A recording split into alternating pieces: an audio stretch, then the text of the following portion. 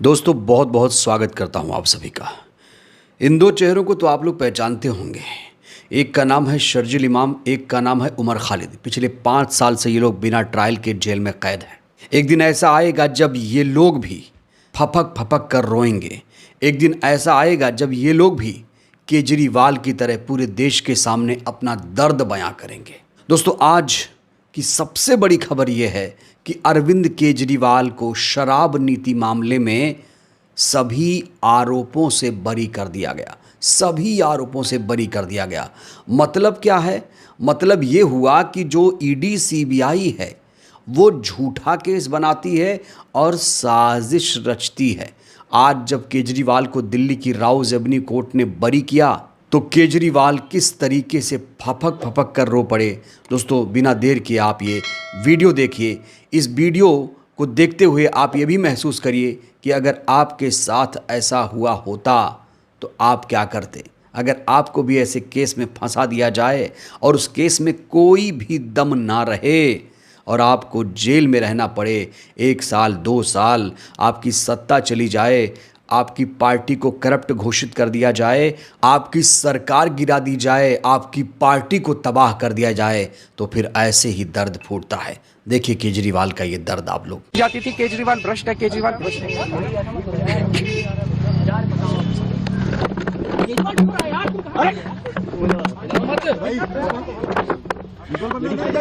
हो गया संभालिए सर, अपने आप संभालिए, हिम्मत सर, हिलाओ मत भाई। केजरीवाल भ्रष्ट नहीं है। मैंने केवल अपनी जिंदगी में ईमानदारी कमाई है। इन्होंने झूठा केस लगाया और आज ये साबित हो गया।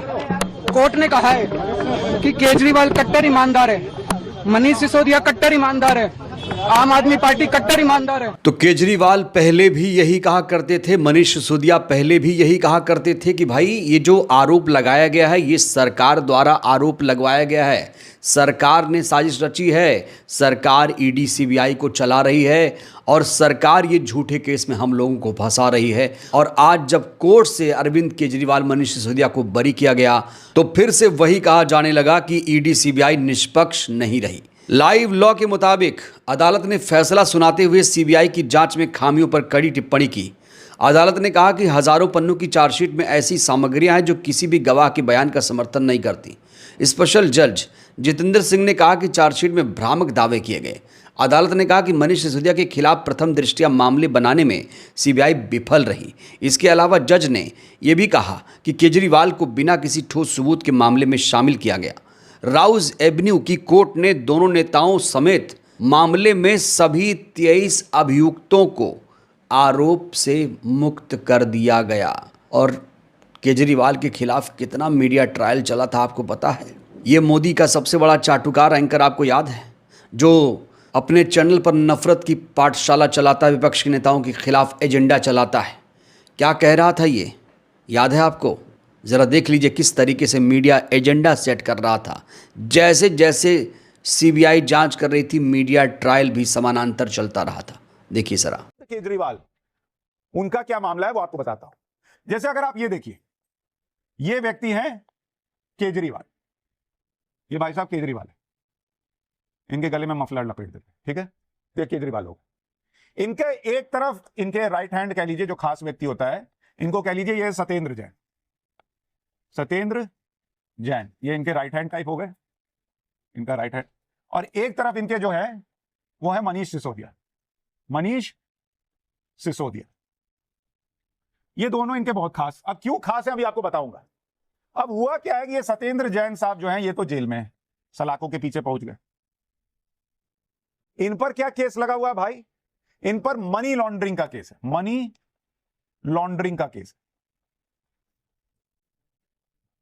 और ये जेल के अंदर है, जेल में। ये है मनीष सिसोदिया, ये भाई साहब भी अब आजकल जो है वो सलाखों के पीछे हैं, सीबीआई रिमांड में। इन पर जो है वो लिकर पॉलिसी यानी शराब नीति को लेकर केस चल रहा है इन पर। अब सवाल यह है कि भाई ये दोनों अगर पकड़ लिए गए तो क्या ये भाई साहब भी इसी तरह से किसी बॉक्स में आ सकते हैं, अरविंद केजरीवाल जेल जा सकते हैं?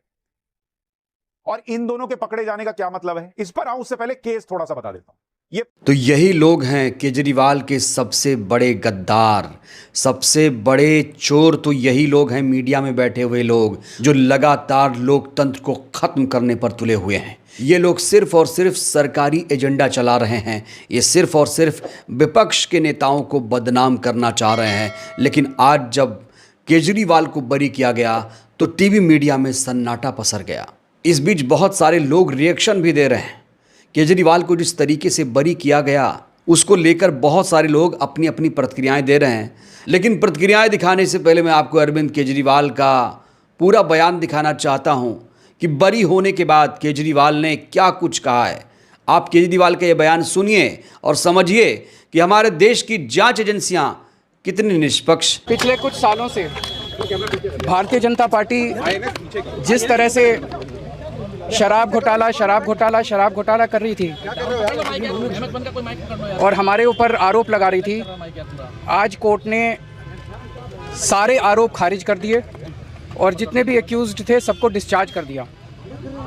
हम हमेशा कहते थे सत्य की जीत होती है, हमें भारतीय न्याय प्रणाली पे भरोसा है। मैं जज साहब का बहुत बहुत शुक्रिया अदा करता हूं जिन्होंने हमारे साथ न्याय किया, सत्य की जीत हुई। मैं हमेशा कहता था कि भगवान हमारे साथ है। मोदी जी ने और अमित शाह जी ने मिलके आज़ाद भारत का सबसे बड़ा राजनीतिक षड्यंत्र रचा। आम आदमी पार्टी को ख़त्म करने के लिए आम आदमी पार्टी के सबसे बड़े 5 नेताओं को जेल में डाल दिया गया। यहाँ तक कि सिटिंग चीफ मिनिस्टर, जो आज तक भारत के इतिहास में कभी नहीं हुआ, सिटिंग चीफ मिनिस्टर को उसके घर से घसीटकर जेल में डाला गया और 6 महीने तक जेल में रखा गया। हमारे उप मुख्यमंत्री मनीष सिसोदिया जी, उनको लगभग 2 साल तक जेल में रखा गया। पूरा का पूरा फर्जी केस था। हमारे ऊपर कीचड़ फेंका गया।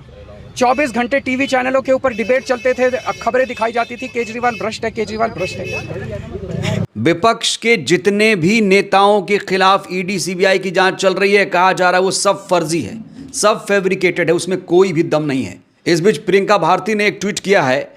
उन्होंने लिखा है कि कोर्ट ने सभी 23 लोगों को डिस्चार्ज किया, मतलब केस इतने झूठे थे कि उसे ट्रायल के लायक भी नहीं समझा गया।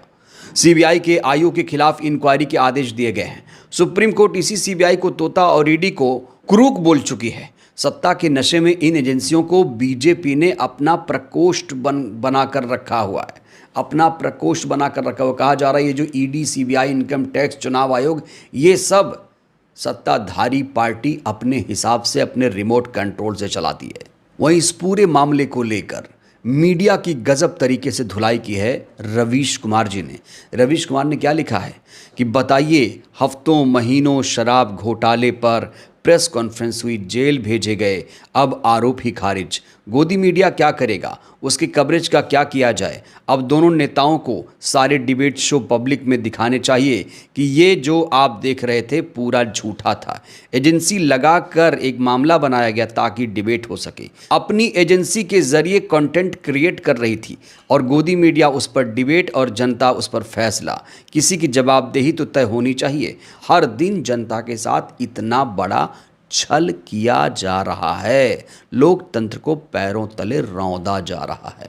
पत्रकार नरेंद्र नाथ ने लिखा है कि शराब घोटाले में मुक्त होने के बाद केजरीवाल रोने लगे, कोई भी रो देगा। उसके बाद हिंदुस्तान की पूर्व संपादक ने लिखा, मृणाल पांडे ने लिखा, एक दिन आएगा जब उनको रुलाने वाले खुद 100 आंसू रोएंगे। इस पूरे मामले को लेकर इतिहासकार अशोक कुमार पांडे ने लिखा है कि मेरा सवाल यह है, क्या कोर्ट को उन सीबीआई अधिकारियों पर कार्रवाई नहीं करनी चाहिए जिन्होंने फैब्रिकेटेड केस बनाए? जब तक उन पर कार्रवाई नहीं होती, विपक्षी नेताओं के खिलाफ ऐसे फर्जी केस बनते रहेंगे। अशोक कुमार जी, मैं आपको बताना चाहता हूँ कि उस अधिकारी को अब कोई डर नहीं है। उस अधिकारी के घर को रुपयों से भर दिया गया है। उसके पास इतने रुपए हो गए होंगे कि वो अब 7 पुश्तें उसकी खाएंगी। वो जेल भी जाएगा तो तुरंत ज़मानत पर बाहर भी आ जाएगा। तो बड़ी बात यह है कि यहाँ पर सिस्टम कैसे चल रहा है, सिस्टम को कैसे चलाया जाए। जब तक जांच एजेंसियां निष्पक्ष नहीं होंगी, ऐसे ही विपक्षी नेताओं को फंसाया जाएगा, डराया जाएगा, धमकाया जाएगा। और आप ये भी एक ट्रेंड देख रहे हैं कि जब किसी नेता पर भ्रष्टाचार का आरोप लगता है तो तुरंत वो बीजेपी ज्वाइन कर लेता है। लेकिन मनीष सिसोदिया, केजरीवाल ने सत्येंद्र जैन साहब ने ऐसा नहीं किया, वो अपनी पार्टी में बने रहे। बाकी जो भ्रष्टाचारी थे वो भारतीय जनता पार्टी में चले गए, वॉशिंग मशीन में पूरी तरीके से धुल चुके हैं।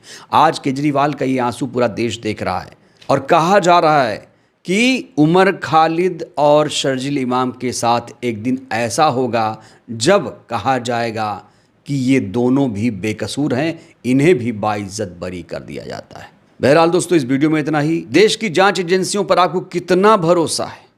आज कोर्ट ने जिस तरीके से फैसला सुनाया, कोर्ट के इस फैसले को लेकर आप लोग क्या कहेंगे?